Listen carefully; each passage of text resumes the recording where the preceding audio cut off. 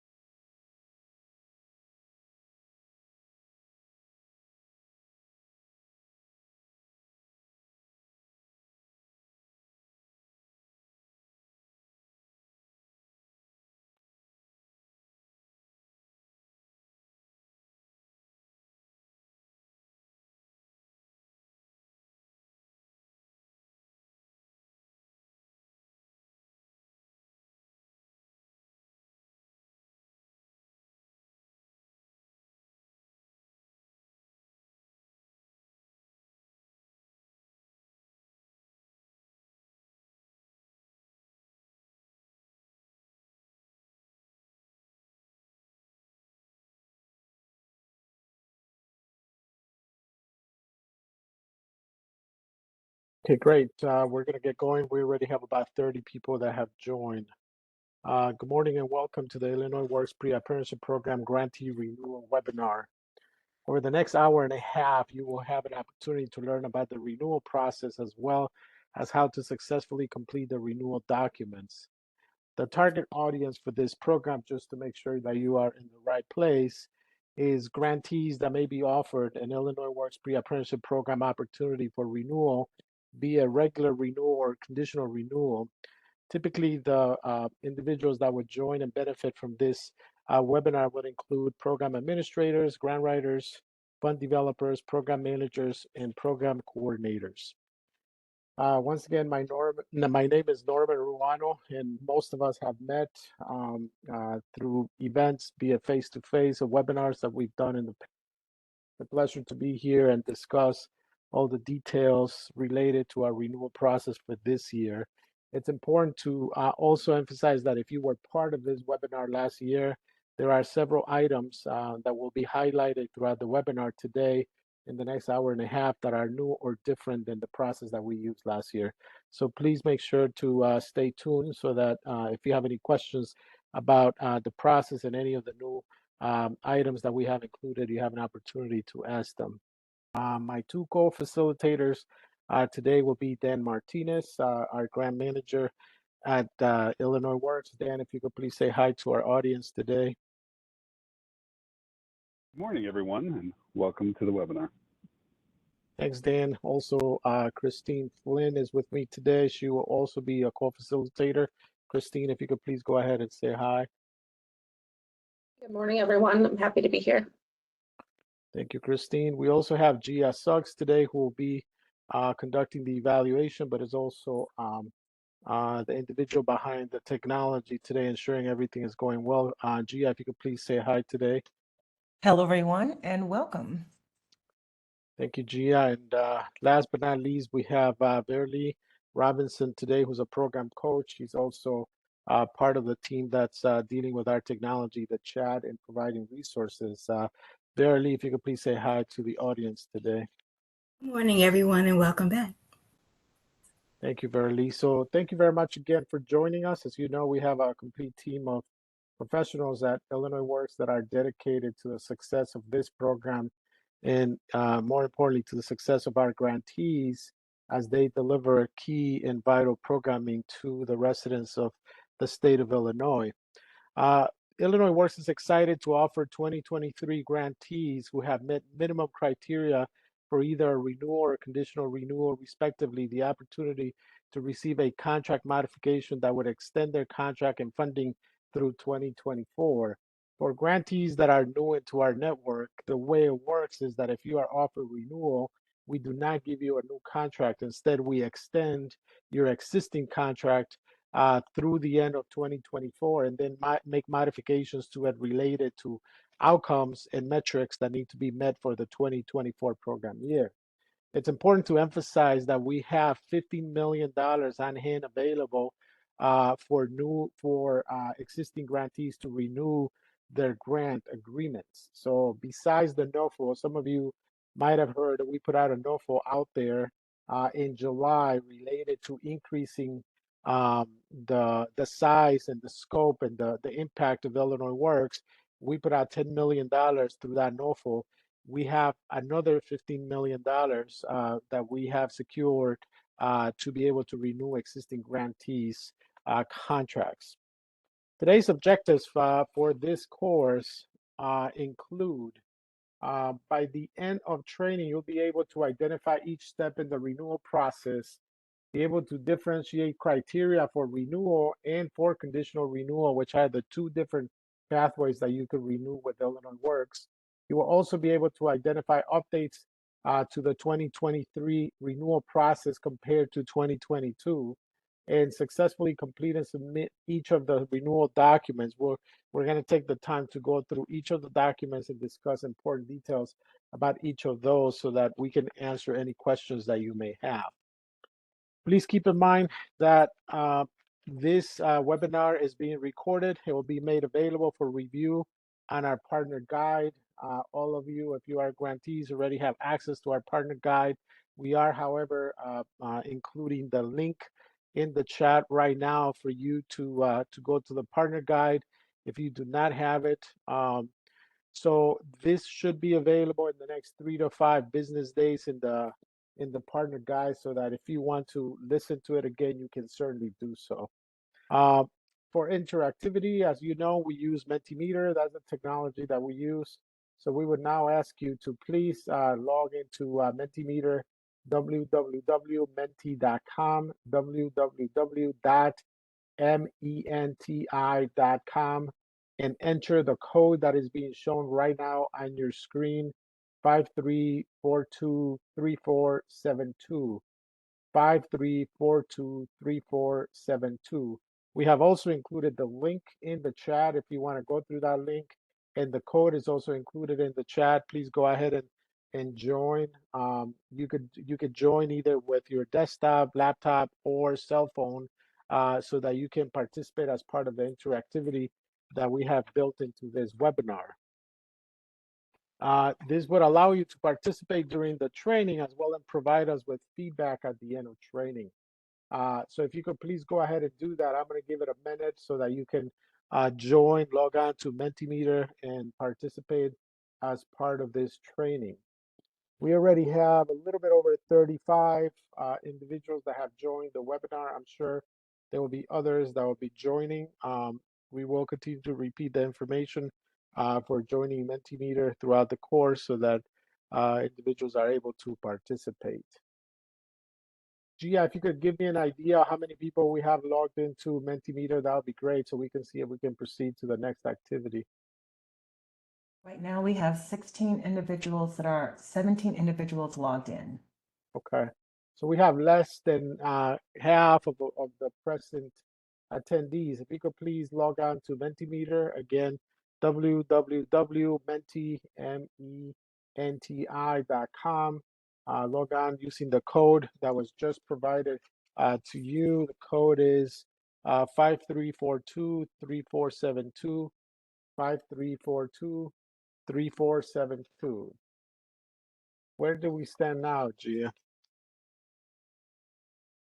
We have 23 individuals logged into Mentimeter. Okay, we're getting there. That's good. So we're going to proceed. The first question in Mentimeter is to please indicate your name and the organization or agency that you represent. In this case, you're all grantees, so please indicate the grantee that you are representing today. Again, your name and the agency or organization you represent, because you're all grantees. That means that you would let us know which grantee you're here representing. So so we have Jackie from Skills USA. Welcome, Jackie. We have Alejandro from St. Augustine College. Welcome, Alejandro. Marita from Project Hood. Welcome. Daniel from EDDR Foundation. Welcome, Daniel. Christina from Hacia. Welcome, Christina. Kara from Lumity. Welcome back, Kara. Anna Maria from Higher 360. Welcome, Anna Maria. Ashley from Rincon Family Services. Carlos from Youthville Lake County. We have Terry from Danville Area Community College. Welcome, Terry. We have Kashmir from Youthville Lake County. Welcome. There's a number there. I really can't tell who they are. Then we have Linda from Southwestern Illinois College. Welcome, Linda, to the course here. We have Jane from Chicago Women in Trades. Welcome, Jane. Taylor from Richland Community College. We have Brittany from Bethel Family Services. Welcome, Brittany. We have Jane from Rincon Family Services. Chantel from Take. Welcome, Chantel. Someone else is also here for some Southwestern Illinois College. Mari Lou from St. Augustine College. Welcome. Jake from Rincon Family Services. Javier from St. Augustine College. Welcome, Javier. Anybody else, Gia, that I might have missed? We have Merrick from Metropolitan Family Services. Tamika from Youthville Lake County. We have Marvin from CAPS. We have, let's see, Brittany from Sister Girls and Friends. We have Almond from CYDI. William from Richland Community College. Sarah from Higher 360. Welcome back. Alberta from Sister Girls and Friends. Welcome. Kenya from Children First Fund. Sarah from Higher 360, and Aaron, welcome back from CYDI. I think I've gone to all of them. Is that correct, Gia? That is everyone. Okay, great. Thanks again to all of you for joining us. I want to make sure that we're all on the same page. Please tell us, also using Mentimeter, what you hope to learn today.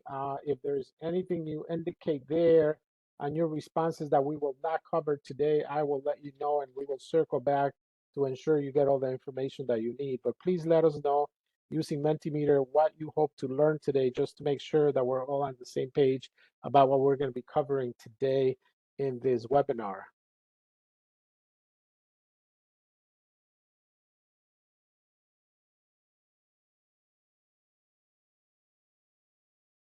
Okay, we're waiting for people's responses to the questions, what you hope to learn today. If you haven't done so, please log into Mentimeter, www.menti.com, MENTI.com, and enter the code that was provided, and it's also provided in the chat. So here are some of the first responses. Overall grant renewal process, we will certainly cover that today. Process for renewing, again, that will be the whole part of the whole poll today. Renewal eligibility requirements and process, we will certainly discuss what the eligibility requirements are and the timeline that we will use for that. Clearly understand the process, certainly. Stipends, we will discuss stipends today when we talk about the budgeting. There have been some changes related to stipends, particularly related to the dollar amount, so we'll discuss that today. How to renew our grant. If you could go down a little bit, G, I would appreciate it.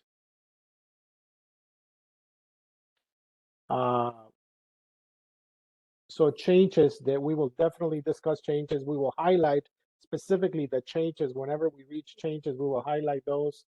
New metrics for 23, 24, we will discuss those.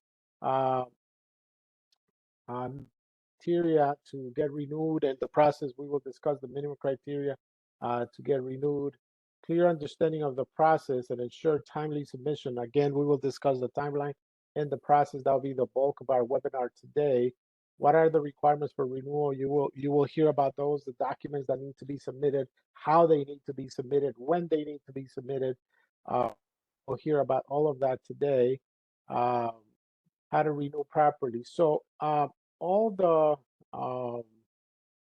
where our numbers need to be, we will discuss that today. Changes in the manual for this year to next year.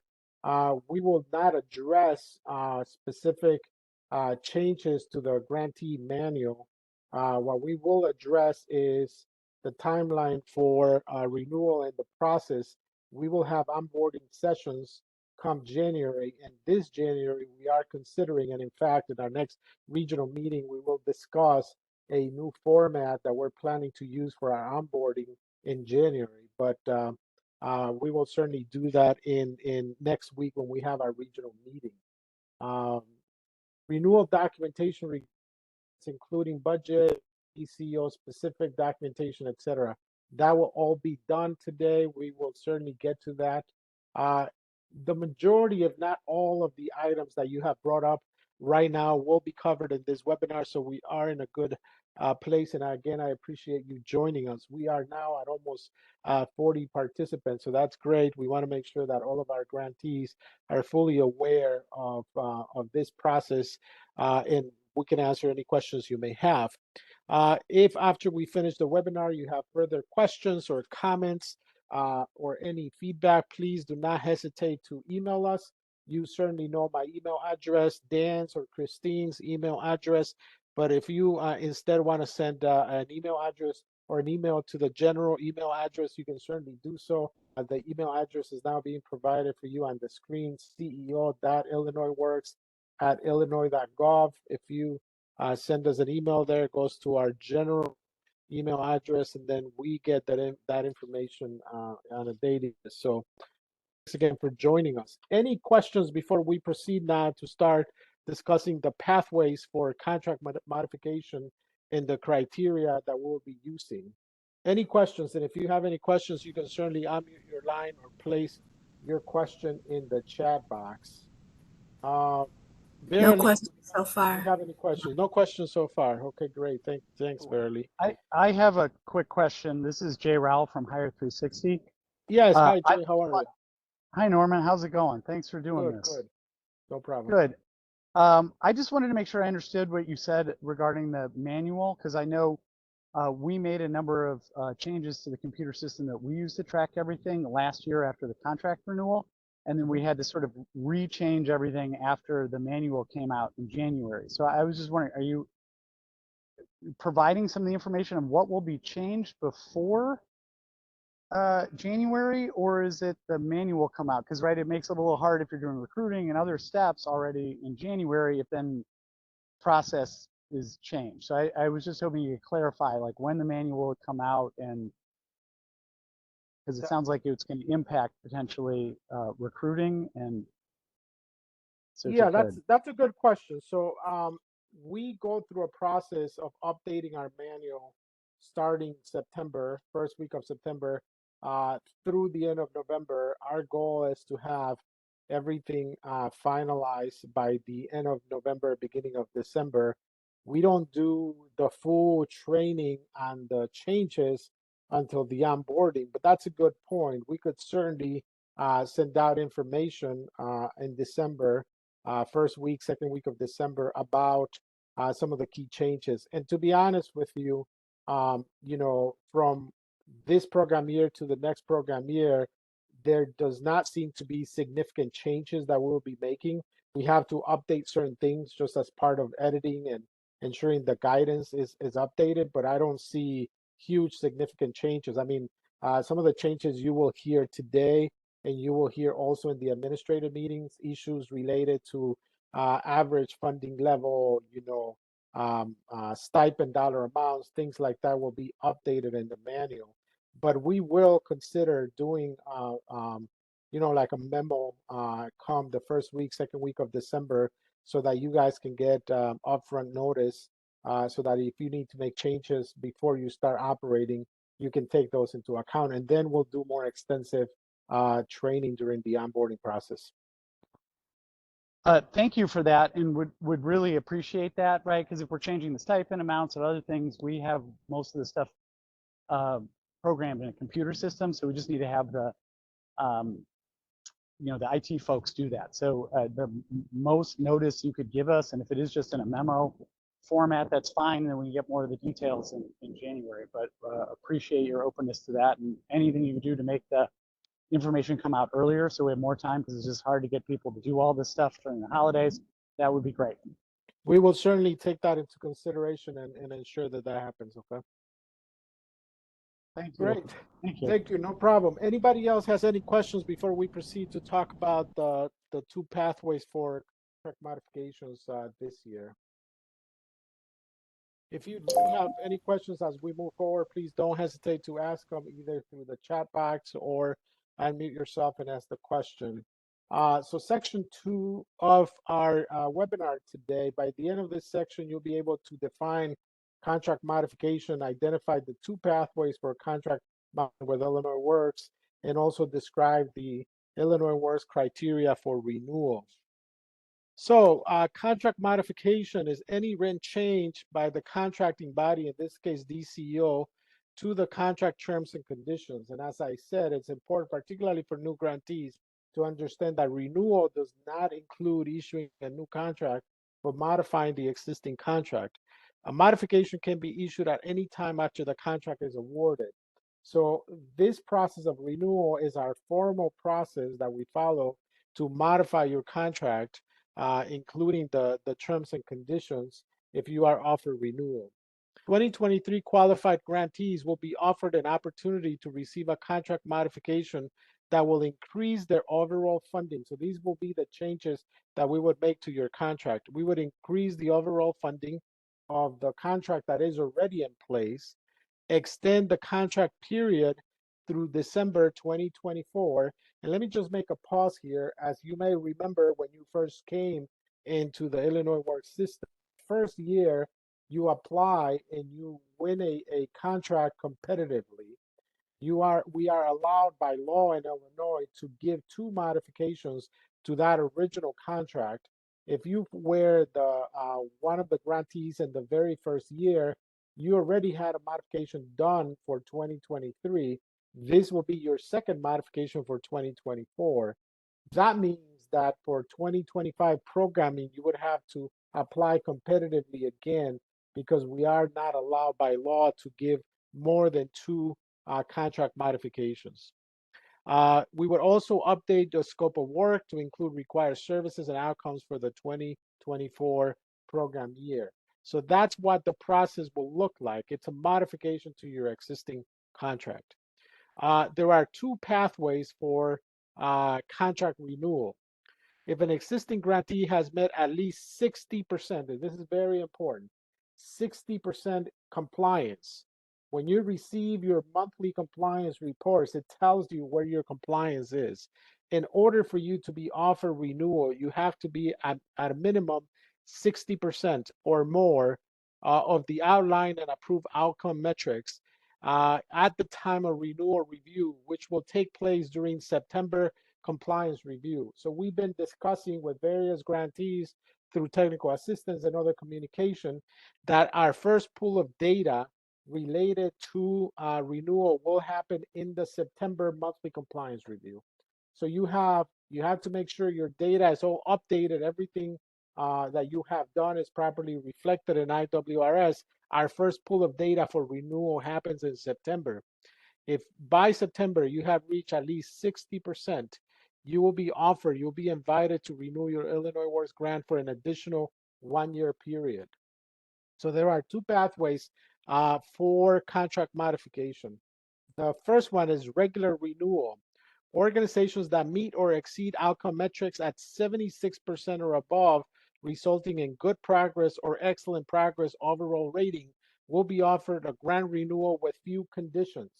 Very important. Regular renewal is 76% or above. If your compliance is at 76% or above, when we pull your data in the September monthly review, you will be offered regular renewal with very few conditions. You could also get conditional renewal. Organizations that have met outcome metrics at a rate of 60 to 75%, resulting in inadequate progress, high inadequate progress, will be offered a grant renewal with multiple conditions. In other words, you may be offered renewal if you're at 60 to 75%, but there will be several conditions that will be attached to your renewal in order for you to proceed. So again, two-path renewal, regular renewal if you're at 76% or above, or conditional renewal if you're at 60 to 75%. So 60% or above again is inadequate high, gives you conditional renewal. Below 60%, which is inadequate low, you will not receive conditional renewal. Again, I want to make sure I emphasize this point. Below 60% compliance, you will not receive an offer to renew your grant with Illinois Works. And it's very important that you cannot request your renewal. We will inform grantees that have reached those particular thresholds based on the monthly compliance reporting that we do if they have the opportunity to renew. Now, please keep in mind that you will have two opportunities to reach these thresholds. The first opportunity is in September when we do the September renewal compliance process. However, if you do not reach a renewal threshold in September, you will have a second opportunity to be offered renewal in the October review. We will also pull data in October, and if you have reached at a minimum 60% compliance in October, you will be offered renewal. So again, not only September, if you don't reach the threshold in September, you will also have an opportunity to reach that threshold in October. And if we are able to document that, you'll be offered renewal in October. Come October, if you have not reached 60% compliance, you will not be offered renewal for Illinois Works. Those are the only two times that we're going to be pulling data. Additionally, if you do not receive an invitation to renew, you cannot use the NOFO application process to renew your grant. The NOFO application process is to serve different regions of the state, to serve different populations, to bring in new grantees. You cannot use the NOFO process to renew your grant. To renew your grant, you can only use the process that we will be discussing today. Any questions about the criteria and the thresholds for renewal? Hi, Norman. It's Jay Rowell again. Yes. I just wanted to make sure I understood this. So it's the data through the month of August that is sent to us in September, and that will be what's used for the first renewal, or is it the data through the month of September that will then, we will get the report in, you know, October 9th or whatever. Yeah, no, so that, good question. So the compliance process that we follow in September uses your data up to the end of August. So that's the first time we're going to pull data for renewal, right? So we're Thank looking you. at your data through the end of August. Typically, we do it in the middle of September. That's when those reports are issued. That's the first chance you have. If the threshold is not met by then the process, the compliance process we pull in October, which looks at your data through the end of September, will be used again to see if you have met the threshold by then. So that's, so technically for renewal, we're going to look at your data all the way through the end of September to see where you stand. Okay, that's what I thought. Thank you. Okay, great. So moving on. So what's the process for renewal? Okay, so I'm going to give you here a summary of the process, and then throughout the next sections of this webinar, we're going to go into detail into each of these specific steps. The Office of Illinois Works grant managers conduct regularly scheduled monthly compliance reviews to determine each grantee's overall rating in keeping with our Illinois Works guidance. So the first step is the monthly compliance data will be pulled, reviewed, and verified by the grant managers. Based on the results of the September compliance review, and again, the September compliance review is data up to the end of August, the deputy director and the grant managers will determine which grantees will receive an invitation to renew their grant for the following grant year. And again, we're talking about renewing here your grant for program year 2024, which starts January 1st, 2024, and it runs through the end, December 31st, 2024. Organizations offered an opportunity to renew will receive a renewal invitation with their standard monthly compliance document. So, you know, every month we send you your monthly compliance report. If we're offering you to renew, you will receive a renewal offer. At the same time, this invitation will include instruction on the documents that must be submitted and the timeline to be followed for renewal. So it will be part of the report that we send you. You will receive at that same time an invitation to renew and instructions on how to go about renewing. Something that is new this program year, and I want to emphasize this because it's definitely a change from last year. You must respond to OGM's grant manager as soon as possible to ensure a timely approval of the modification. If you do not respond promptly within 24 hours, this will delay the approval and at the same time, ultimately delays the ability for them to reimburse you for expenses. I want to emphasize that now this year, there will be a process that will be implemented with OGM where they will on a weekly basis let us know of any grantees that are not quickly responding to them so that we can intervene. Something that is also important is that the Office of Illinois Works reserves the right to place conditions on any renewed grantee if between the renewal review and the end of the current grant year, the grant performance falls into inadequate or poor progress. So let's assume that we offered you regular renewal in September or October, but between October and the end of the program year in December, your program drops significantly in compliance. If that happens, we will attach conditions to your renewal offer as a result of that compliance dropping. Any questions before we move on to the next section? No questions in chat, Norman. Great. Any questions directly from our participants today? Yeah, can you please repeat what it was you said had to be done within 24 hours?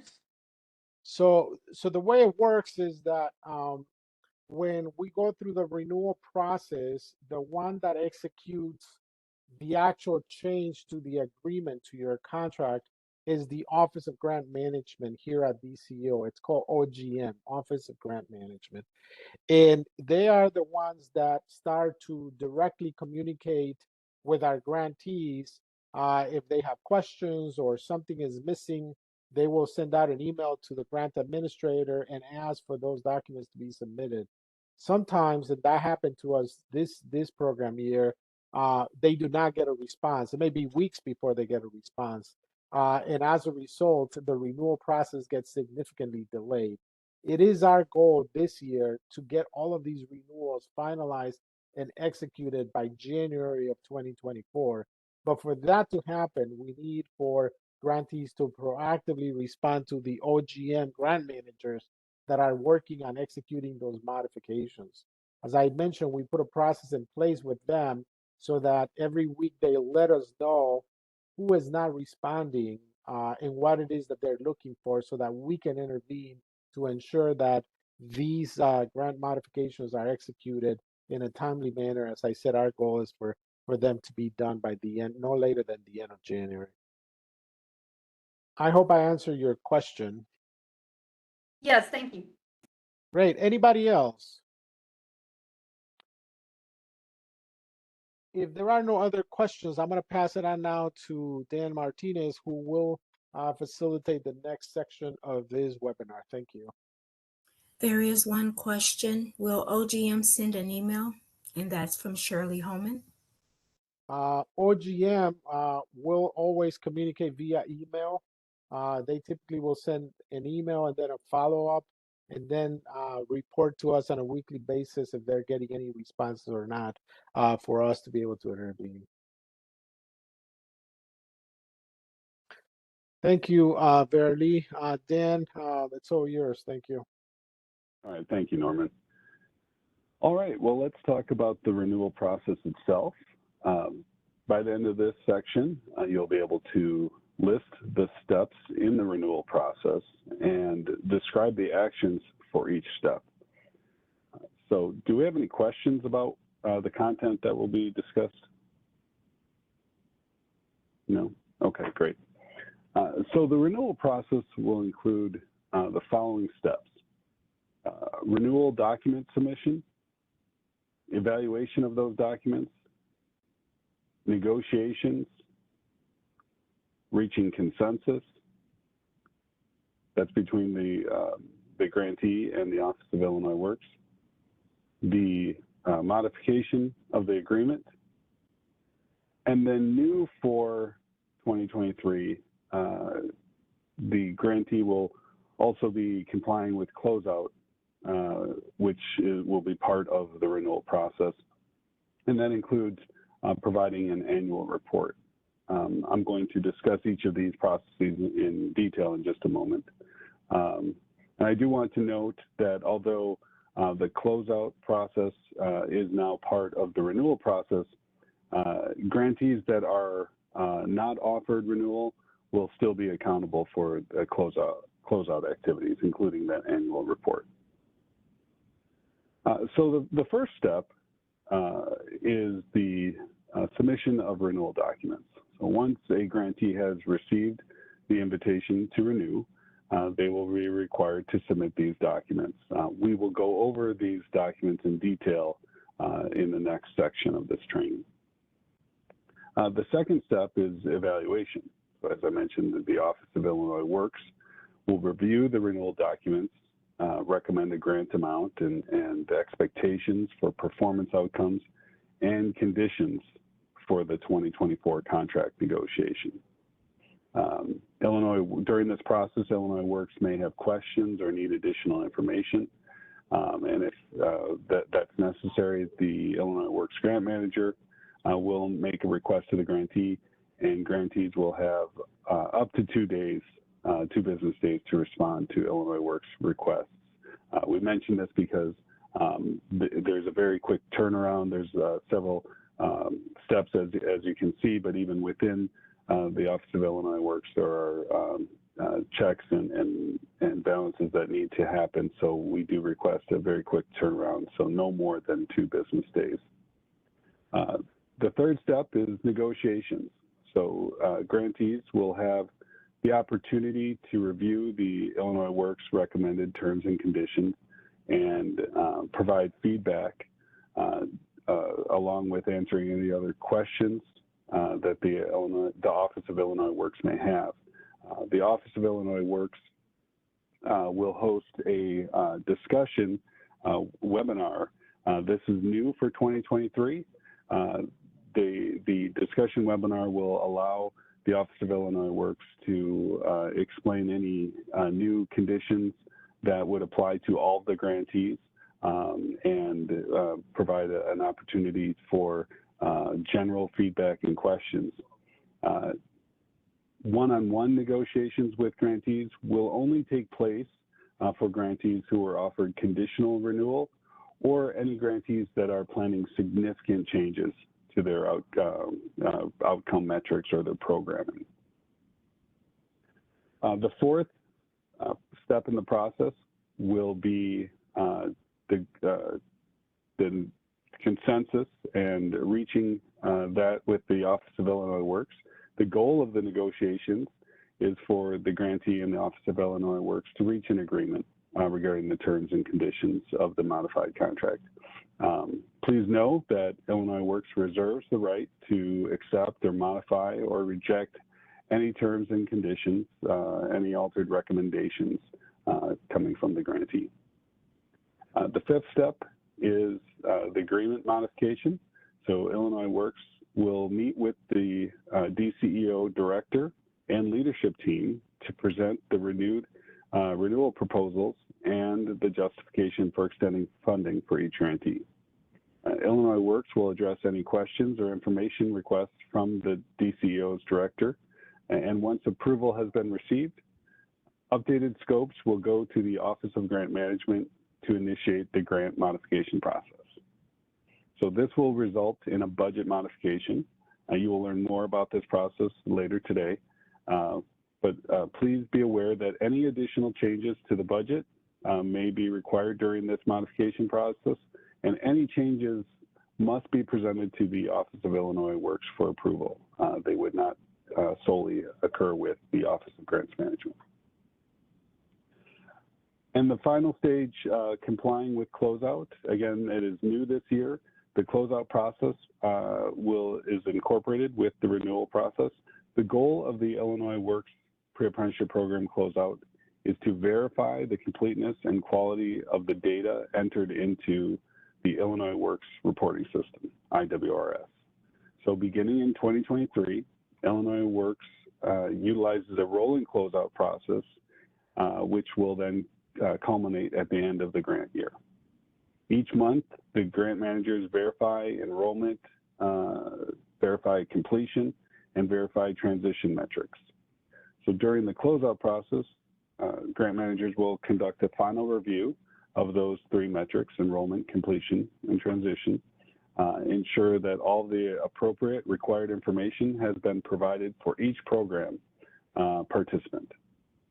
So this will culminate in January of the following grant year, and once completion for each participant has been verified, grantees will receive closeout funds. Closeout funds are about 10% of their overall grant funding. However, if a grantee has received an advance of the grant funds, the closeout amount will be reduced by that advance amount. In addition, as part of the closeout process, as required by the Illinois Works Jobs Program Act, Illinois Works must publish an annual report in April of each year to the Illinois Works Legislative Panel that outlines each program's efforts in their annual report.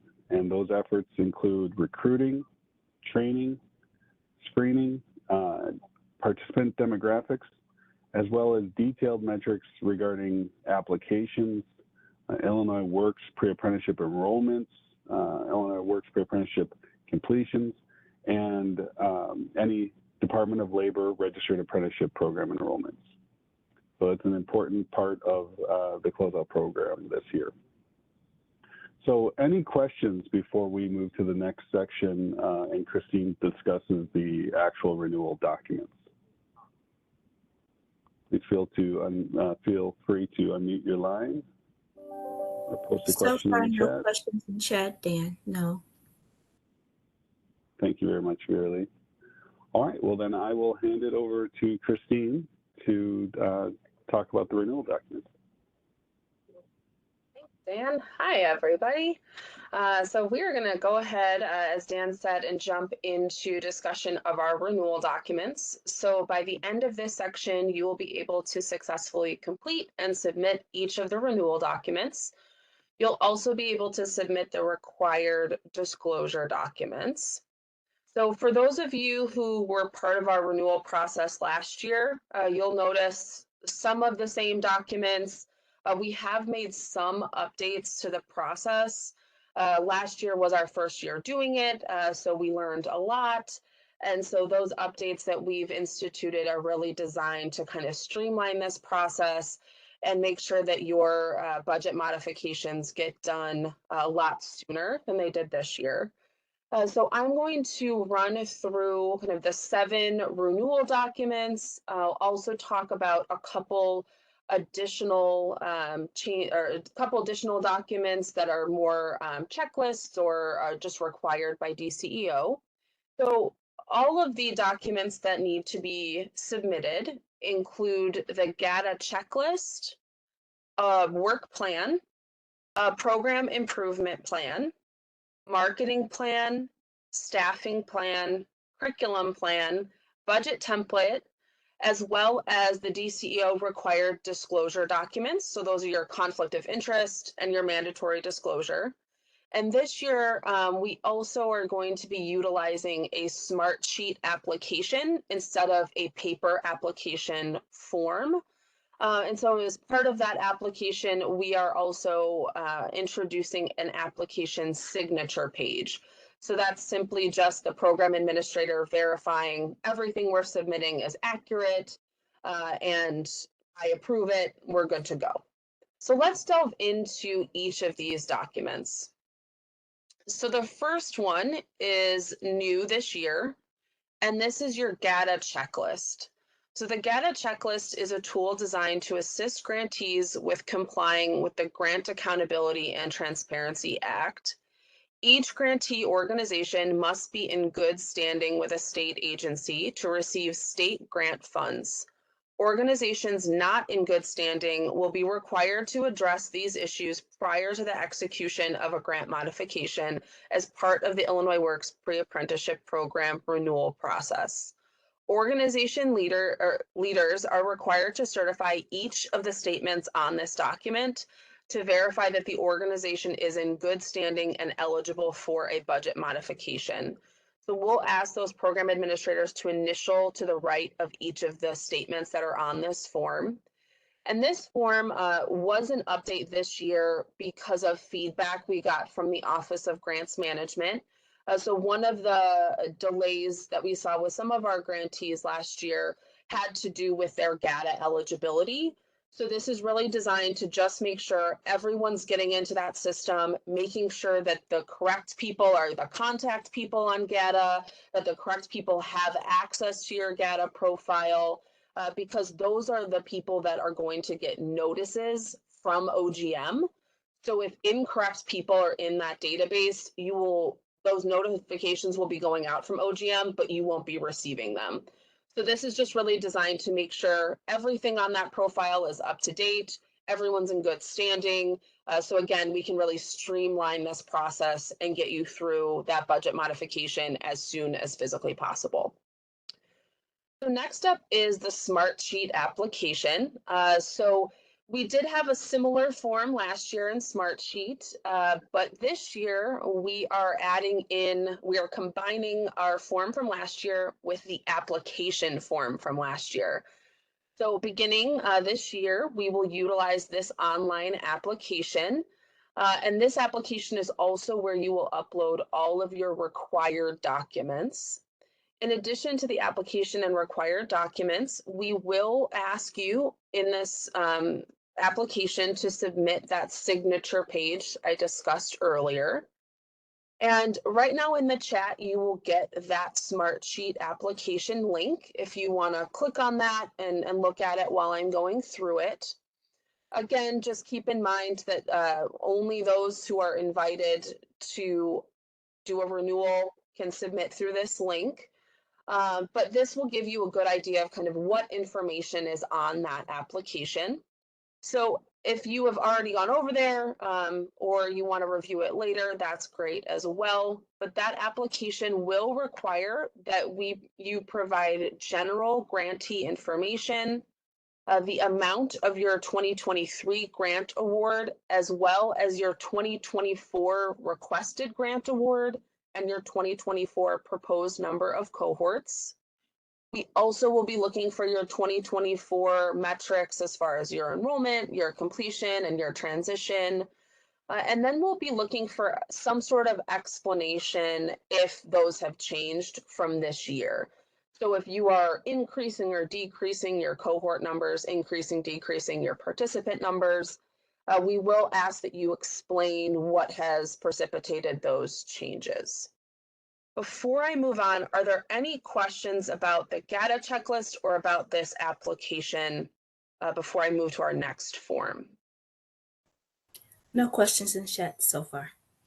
Okay, awesome. Okay, so next up is the work plan document. So this will look very familiar to all of you. This attachment gives you the opportunity to communicate your outcome metrics as well as your instruction information. So on this work plan document, you will be able to communicate your intentions regarding your recruitment, your enrollment, completions, your primary outcomes, as well as your secondary outcomes. This proposed work plan must be included in your renewal submission. And this is where your recruitment, instruction, and transition dates will also be outlined for each cohort for 2024. So again, this document is, you are all going into a renewal. You all are very familiar with this document, but we're asking you just to fill this out for your 2024 cohorts. How many people do you plan to recruit, enroll, complete, transition? Keep in mind that the same metrics apply. So for your completions, we're still looking for 85% of your enrollees. For your primary transitions, we're looking for 70% of your enrollees. All of that still applies. But are there any questions about the work plan? No questions so far, Christine. Okay, awesome. I know that's a pretty common one for all of you. So next up is the program improvement plan. So this is required for renewal and every 6 months post-program implementation. So program improvement plans are a key part of the Illinois Works continuous program improvement.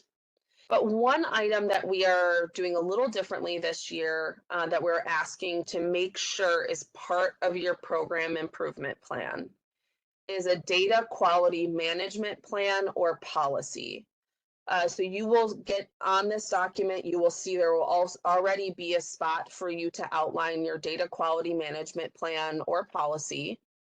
And this should include, but is not limited to, clearly identifying who is responsible for entering your data and your daily or weekly time clock for data entry. So that can be, you choose a specific day, a specific time block on that day. If it's Monday, Wednesday, Friday, and it goes in, whatever that might be. But we're looking for kind of a specific understanding and plan for how your data will be entered and verified then throughout the month. So that data validation process could include running that export data report every month prior to compliance. It could be doing the student support needs report to reconcile any red flags. You should also be looking to identify a secondary individual who will be accountable for data review. So that's just making sure, getting that extra set of eyes on that data, making sure that whoever's putting it in also has that backup of someone just double checking it. So again, this will be already on that document for you, but just keep in mind you want to start thinking about kind of that data entry plan. I think most of you already have a plan like this, so if it's already there, just outline it on this form. But if this is new to you, please spend some time thinking through how that data is going to get in and making sure that it's verified. Now, on that program improvement plan, you will see there are 3 tables that need to be completed. So table A is your outcome metrics. So that's looking at what your outcome metric goals were this year, were those goals achieved? Your target population is going to be in table B, and then table C is your opportunities for improvement. So in that opportunities for improvement, we're looking for anything that you can identify that might address perhaps gaps in those outcome metrics or those target populations. So for example, if your enrollment goal was missed, we would be looking for how are you planning to increase your enrollment or meet those enrollment goals in the future. If you had a target population of women and African Americans, but your numbers of women were really low, how are you going to be targeting that population to make sure that you're increasing that number? So it's really just kind of looking at how can your program improve. Of course, if there are other areas of improvement, those are welcome as well. But it's really, that's what we're looking for, is kind of how will you strengthen your program next year? So are there any questions about the program improvement plan? Hi there, it's Jay Rowell again. Hi, Jay. We hope you're doing well, and thank you for this information. I was wondering if there had been any progress on an ability to import this data. I think most of us use some computer system, and if there could be a template Excel sheet, and then we could bulk upload this information, it would probably address a lot of the challenges we have on typing something in wrong and stuff like that. Yeah, that's a great question, Jay. So there has been no progress as far as SIU actually implementing something like that. However, we know that that is kind of consistent feedback that we've gotten. So this fall, we are working on kind of adding new updates to IWRS, and that is one of the ones that we are exploring how that would work because of the system that we utilize. So that definitely is on the table, but there hasn't been any kind of steps forward on it. But just know that that is something we are considering and trying to see how that would work with the system. Any other questions? So far, no, Christine. Okay, awesome. So the next one, the next document is going to be your marketing plan. So again, a lot of you are going to recognize this document. So the marketing plan is a critical tool for successful outreach. Your marketing plan should outline the target audience, a list of communication channels that will be utilized, a timeline for when marketing and communications will be distributed, and staff assignments. So on that document, you will see you'll be asked to identify who your target audience is. Where does your target audience look for information? How often should you or will you be sending out those outreach messages? How much money will be dedicated to your outreach efforts? So this can be something like printing funds. This could be funds that you need to pay to get an ad in the newspaper or on the radio. Just think through kind of those costs, because we know marketing does have costs, especially if you get into kind of social media ads or things like that. Just make sure to budget those on this document, but also add them to your actual budget so that you can make sure to get reimbursed for them, because those are an allowable cost. So make sure you're not just putting that money out and not getting that reimbursement. But also you're going to be answering who is responsible for creating, approving, and sending out outreach messages, and how you will be tracking your progress for marketing. So how will you know if your marketing is effective? So not just, do you have a lot of enrollees or do you have a lot of recruitments? That's certainly a measure. but also, what type of engagement are you getting with different tools? Is one social media channel working than another? That might help you streamline that budget as well if you're getting more effective marketing in one medium than another. So any questions about the marketing plan before we move on? There is one question, Christine, from Cheryl Holman. What happens if you have other challenges not mentioned in the improvement plan? Yeah, that's a great question, Cheryl.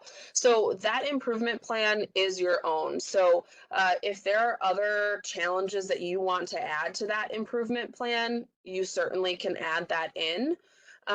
So it doesn't just have to stick with kind of your demographics or your outcome metrics. It can go outside of that. So it's really a document for you to utilize as an organization to determine either what areas maybe were not as successful the previous year and you want to improve, as well as what worked well last year, but we still want to kind of strengthen that or get better in that area. So it's really up to you what you put on that.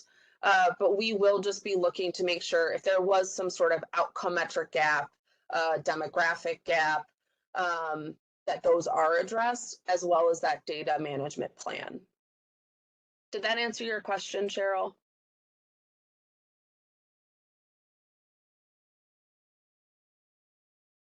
Okay, I hope so. Let me know if it didn't answer. Yeah, let me know if I didn't, and I will Yes, you did, Christine. Thank you. Okay. Yes. Great, thanks, Cheryl. All right, so next up is the staffing plan. So as you all know, to fully implement the Illinois Works pre-apprenticeship program, successful applicants must outline how the 8 key program areas will be staffed to ensure quality delivery of programs and services. So as a reminder, the required roles for the program include program administrator, outreach and recruitment, intake, wraparound services, student support services, instruction, transition and follow-up, and data entry. So this information should be included as part of your renewal documents. In addition, in your staffing plan. So the staffing plan's on the screen here. This should look familiar to you for those who applied this year as an OFO or did a renewal. This document debuted last year. But in addition to adding in your staff on this sheet, we also asked to supply any sort of staff resumes, if there's an instructor credentials, if you'll be utilizing a partner to cover any of these roles, supply any sort of partnership agreements or MOUs. Just as a reminder for this, if you are going to be using a partner, that's totally fine. Just put in their partner information. So add in your staff as well as your partners, not just your internal people. Anyone who's going to be playing a role in the program should be added to this form. Any questions about that? No questions, Christine. Okay, awesome. All right, so next up is your curriculum plan. So I'm just going to do an overview of kind of our standard curriculum. This form, you will get both a sample curriculum as well as a template for you to fill out. But submitted curriculum must provide at least 150 hours of instruction, not to exceed 300 hours of instruction. If your program needs to go over 300 hours of instruction, you will need to get approval from the Office of Illinois Works. You'll outline why those hours of instruction are necessary. But for most programs, it's going to be 150 to 300 hours.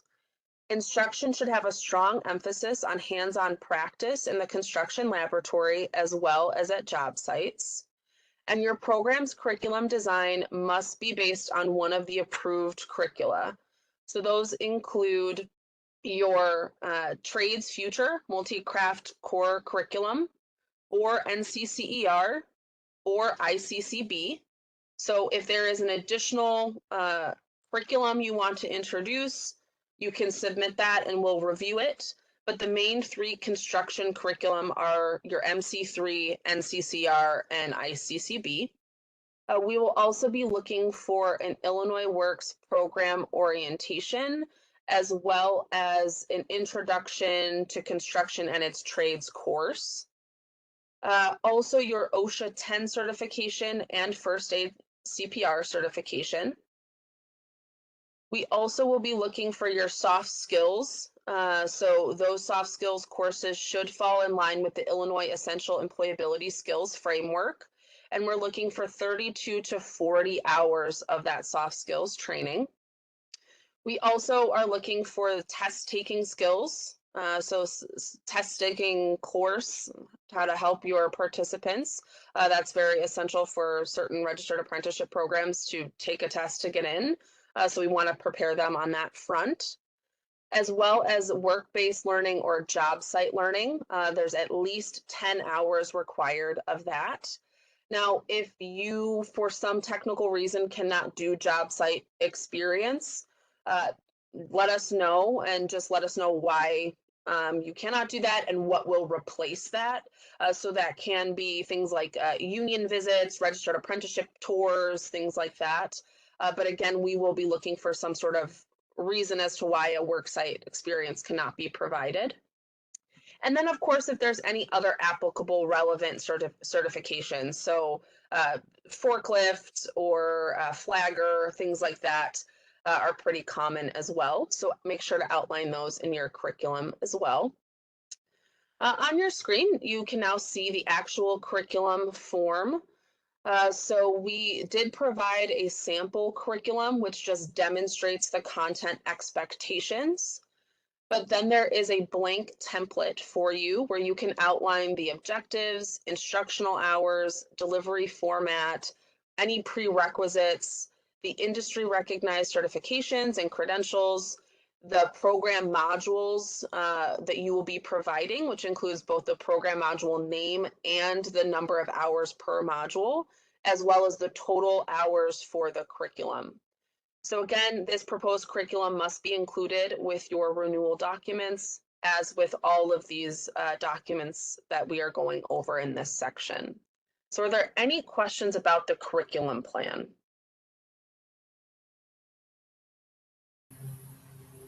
There is one question from Christina Castillo. How many hours are needed for test taking skills? So we don't have an hours limit. From what I've seen, it stands usually somewhere around 4 hours. We don't have a required range though. Good question. Any other questions on the curriculum? Okay. And these are kind of the standard curriculum outlines. So this is all outlined in the grantee manual as well. But we just like to go through it just to make sure we're all kind of on the same page. So next up is the budget template. So the budget template is an Excel spreadsheet. It is a comprehensive document that contains 20 tabs. And the first tab provides instructions for completion. This year, we are doing the budget template a little bit differently than last year. So last year, we asked you to submit a document to us that just did the next year's budget. And then you also did a budget with OGM. This year, we are only doing one budget that will be submitted to both our team and to the Office of Grants Management. And that budget will be the one that is approved by our team and that OGM starts to work on as that budget modification. So why that's really important is last year, there was an opportunity to kind of change items between working with our budget and then going to OGM.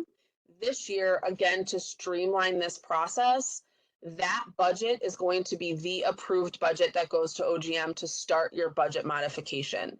So it's really important to make sure that whatever you outline in that budget and what is approved, that you are good with it and that is what you need, because that will start your budget modification with OGM. So within your budget modification, this will be a very almost identical form to the one you filled out before. So your first tab is going to give you your general instructions. Then section A of the budget template is going to be your state of Illinois funds. Section B is going to be your non-state of Illinois funds, and section C will be your budget worksheet and narrative. So Gia, can we advance the slide just so they can see the budget template? Thank you so much.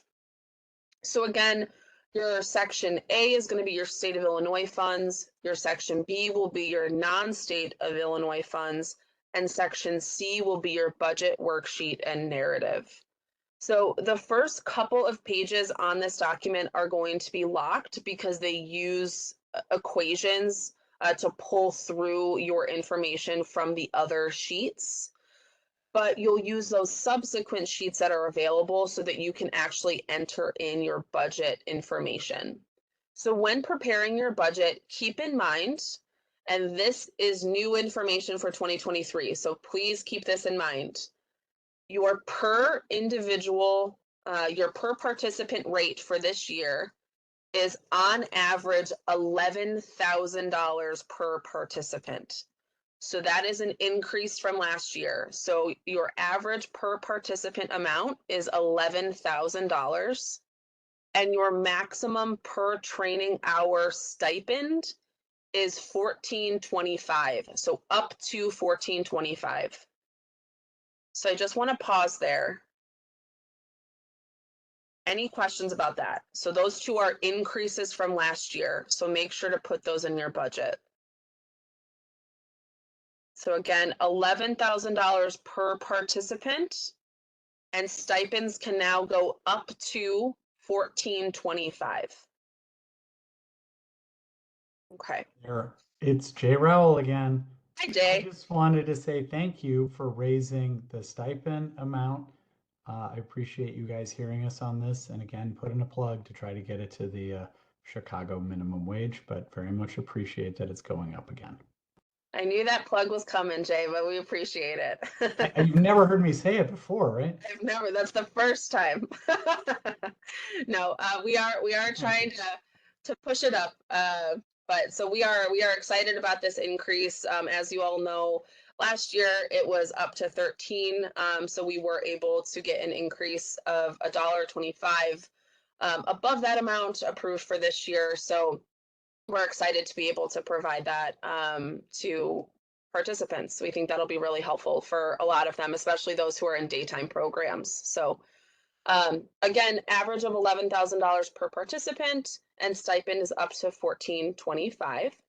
Now, because there's just going to be one budget document this year, it's going to be a little bit different than your normal budget. So I just want you to keep the following items in mind.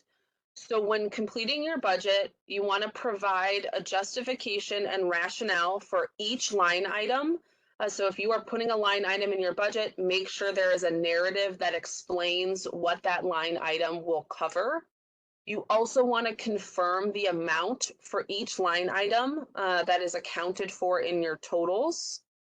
You want to ensure there is alignment between the budget narrative and the dollar amounts entered in the spreadsheet. So if your line items for $10,000, your narrative needs to explain what that $10,000 is going to be utilized for. And then for the 2023 renewal, the budget template will match the budget that will be submitted to the Office of Grants Management. So grantees should complete the budget template with their full budget amount, not just the amount they were requesting for 2024. So as Norman said earlier, this is a contract modification. So this is not a brand new grant. This is simply extending your existing grant. So when you complete your budget template, you want to complete that template based on the amount you were awarded this year, plus the amount you are requesting for next year. For our 2022 grantees, you are also going to include that 2022 amount in that as well. So I put a couple of examples on the screen here for you. So if you're a 2023 grantee and you received $400,000 this year and you're requesting $450,000 for next year, your total budget amount that you need to have on that budget template is $850,000. For our 2022 grantees, again, you're taking into your first grant year, your second grant year, what you're proposing for this next year, and that will be your total amount that we expect to see on that budget. So this is a change. So I want to make sure if there are any questions, please ask them now, because this is an update from what we did last year. You have several questions in chat. I'll start with the first. Great. Milverta Wilkins, is this for the 2024 budget? Will this affect the 2023 modifications? I might need more information. So we are going to be making a modification as part of the renewal. But when you submit this budget, it needs to reflect whatever your approved budget is at that time, that amount and those line items, plus whatever you are proposing for 2024. So I'm not sure exactly what you're asking, but maybe perhaps you have a budget modification already pending. If you have one pending, but it hasn't been approved, you need to put in whatever has been approved. Okay. So you need to it's going to be a little bit, if you have an existing budget modification, it might be a little bit wonky. So we can work with OGM on that. But for everybody else, you're going to go with your approved 2023 budget plus whatever you're proposing for 2024. Okay. Thank you, Christine, because that is it. We just requested a budget modification. And so that's what I was trying to see. How will that affect it? But you've answered that, because I think earlier Norm said, if you get a budget modification and the next time that we do the process, we'll have to do the normal process. So is that included in that too, is kind of what I'm saying. Yeah, so budget modification is required, for the next steps, but is that going to affect us somehow? Yes. Yeah, absolutely. So I know last year, just depending on the timing of a budget modification, sometimes we encouraged grantees just to wait for this process to come in and then add any changes they wanted into that new budget modification. But if you already have one that's going through the process, we can talk with OGM to see if they can consolidate that or if they need to complete that one and then do a separate one. So that's something that I would suggest touch base with Dan and see kind of the best way to move forward with that, because that's just going to depend on the timing and that overlap. Next question is from Jane. We don't have to include any leveraged non-state of Illinois funds, do we? So generally what we're looking for is just for allocation of the funds that we are providing you. So, and I don't know, Norman, if you have an alternate answer to this, but in the past, we've just been looking for the amount of funds that make up the award we're giving you. If you did not include any leverage funding in the past in your budget when you originally applied for Illinois Works, please do not include it now. That is generally something criteria that when we evaluate the original applications, our evaluators look at, but it's not a factor, a determining factor moving forward after that first year into the renewal years. Okay, great. Thanks, Norman. Thanks, Norman. Next question. This is from Aaron. Do the revenue amounts for performance change? So the revenue amounts for performance may change depending on your award amount and then whatever your enrollments, completions, primary transitions are. So similar to kind of this year, those all reset with the new year. And then any carryover credits maintain the performance measures from the previous years or the per participant allotment amounts from the previous years. So if you are going to keep the exact same number of people, the exact same award amount, then those per participant amounts will shift, will like kind of carry over. But if you're planning to increase that request, especially with the increase in our per participant amount that you can ask for, then they will shift. It just depends on what you're going to submit for your next year application. Erin, did that answer your question?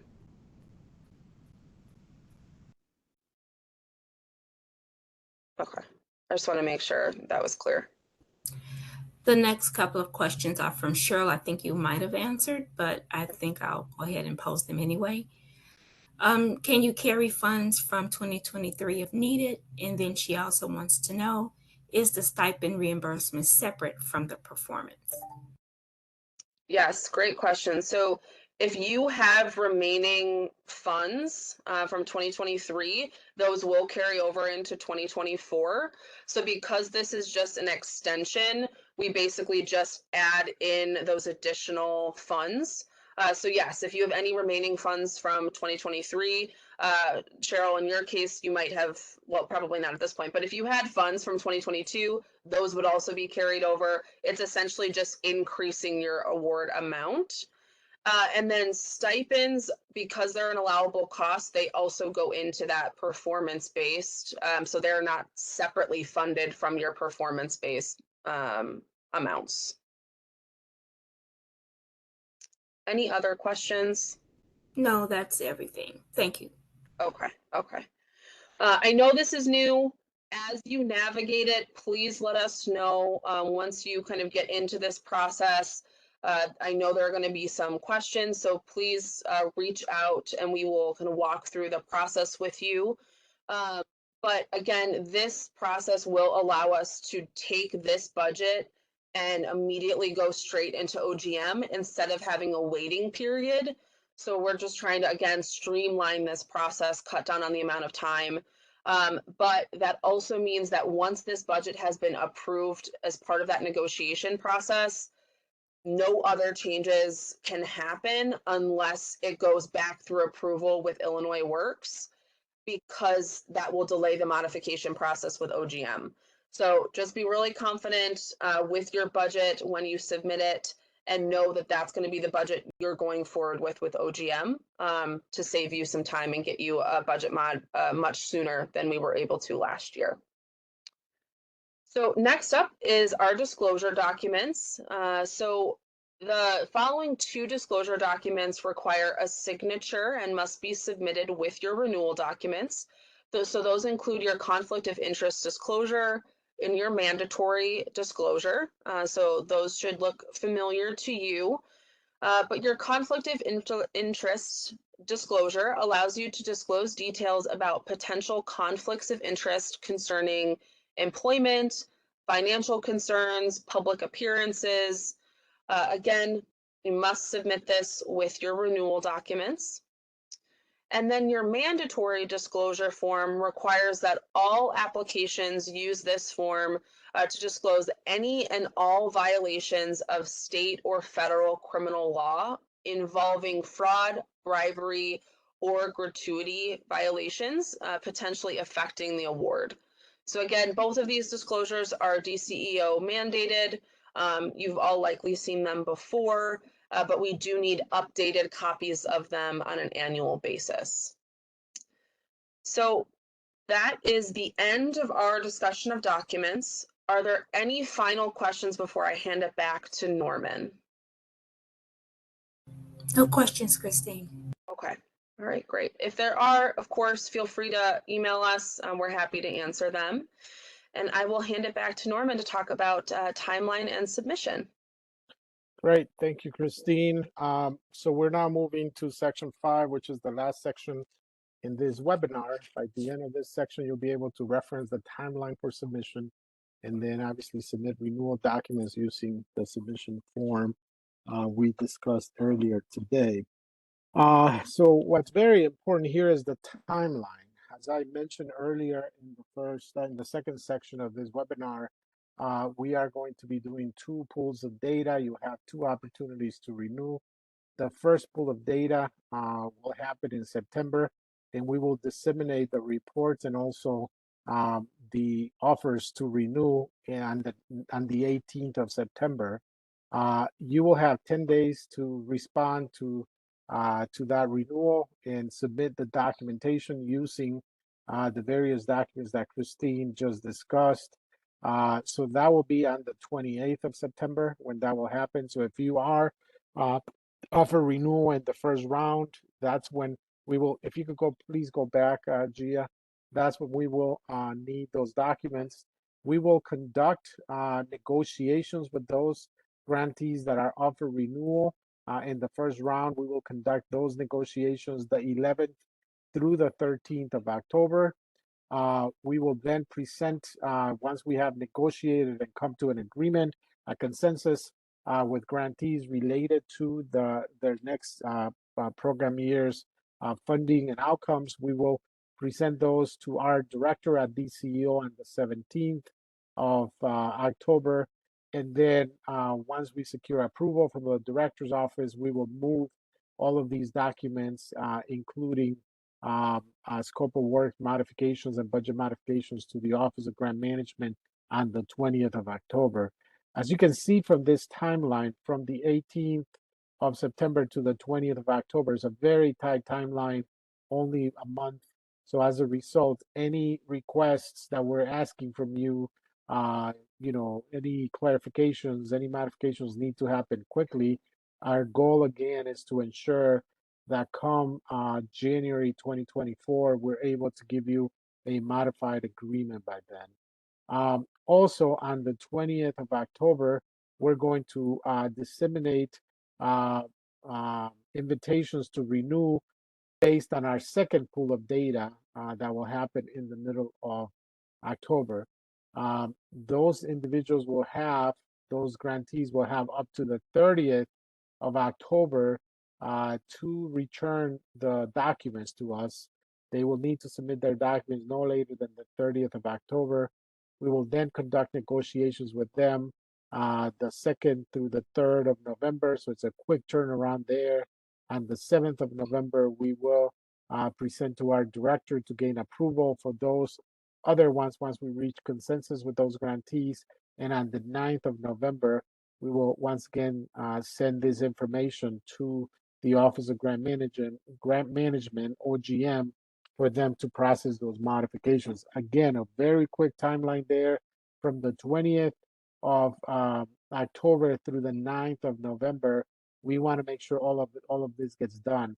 We want to ensure that we complete this timeline on time without delays, because right after that, the holidays will hit, and you know how that goes. Once holidays hit, it gets very complicated, both during Thanksgiving holiday season and also during Christmas and New Year season. So our goal is really to ensure this gets processed as planned so that we can have those modifications done as soon as possible.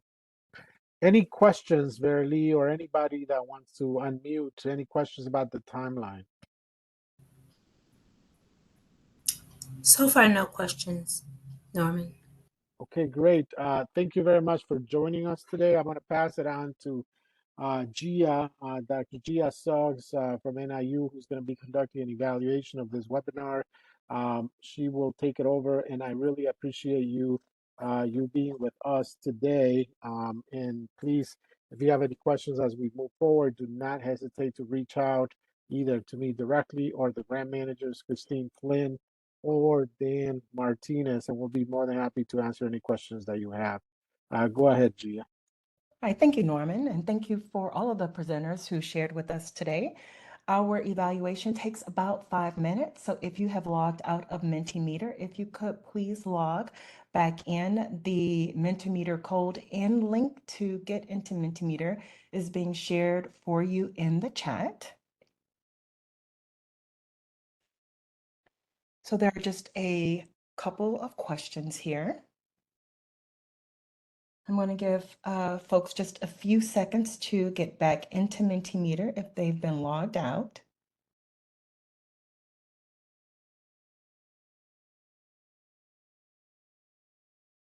All right, I see there are a few people who are logged in. We've got 4. 7, thank you so much for logging back in. Great, thank you.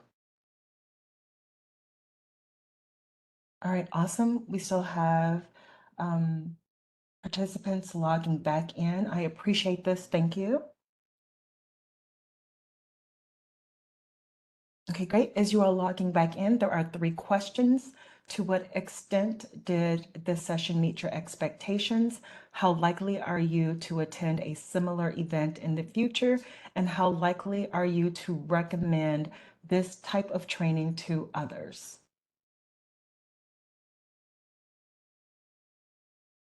Right, we're still getting responses. Thank you so much.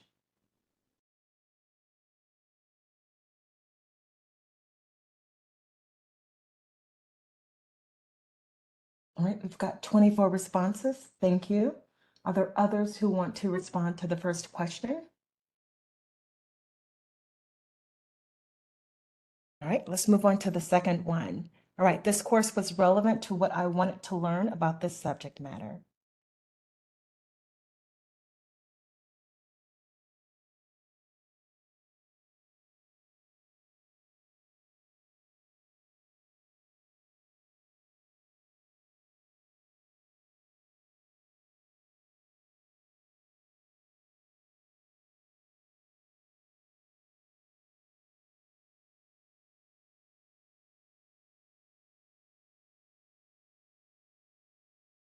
Okay, we have 15 responses so far.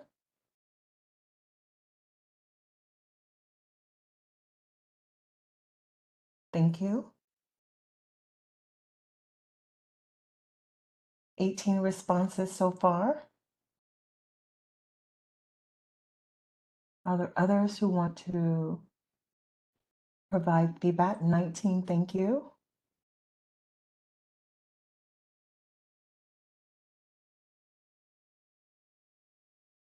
Okay, awesome. I plan to apply what I learned. I plan to apply what I learned.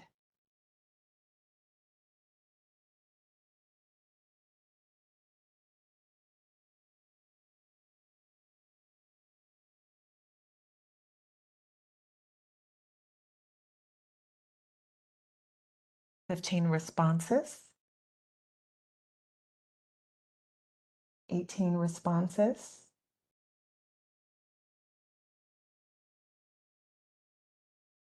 19 responses.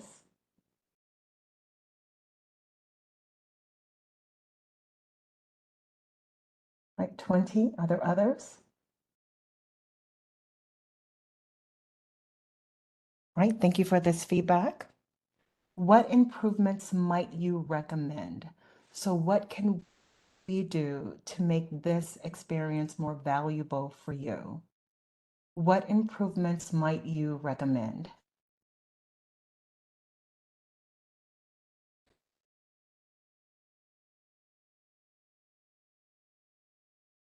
This one is an open-ended response. I have 2 responses, thank you. Okay, thank you for that. We can probably actually still send that out, the job aid, so thank you for that.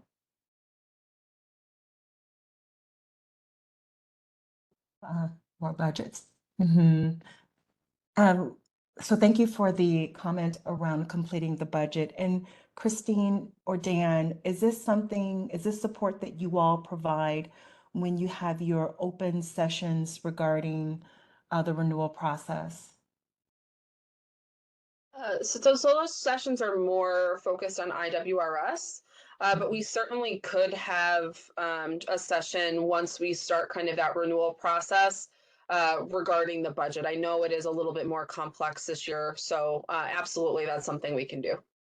Okay, awesome. Thank you.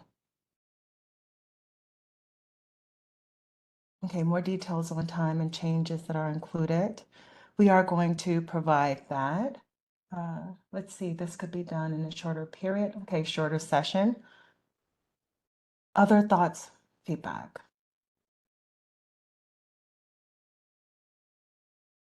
All right, this is good. Thank you. All right. What did you find effective? So if we make changes in the future, what do you recommend we keep?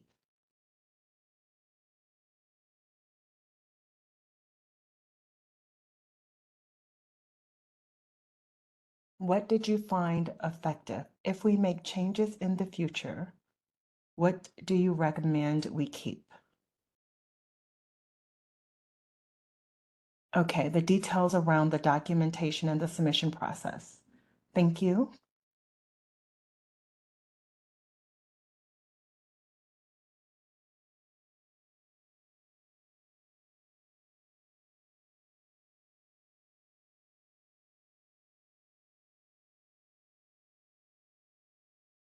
The step-by-step guide that Christine went over. Absolutely. Thank you for that.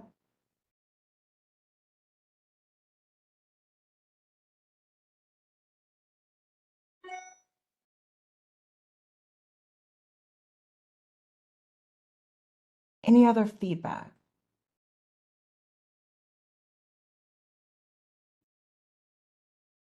Okay, we have one last question. Is there anything else about this course that we have not asked about, but you think we should know? Anything else that we have not asked about that you think we should know?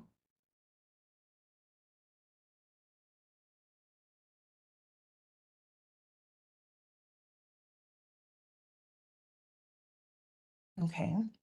Anyone else?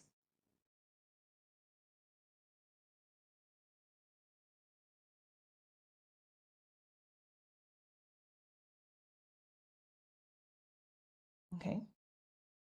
All right. I will leave this particular question open in Mentimeter. Great. We've got a couple more responses coming in. Thank you. All right. Need more data entry details on how it affects performance. Okay, thank you for that. And more time on wraparound supports and barrier reductions. Okay, thank you.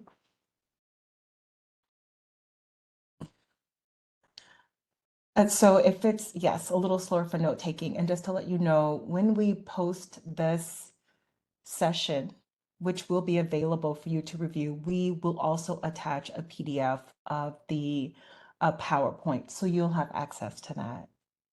So that should be helpful.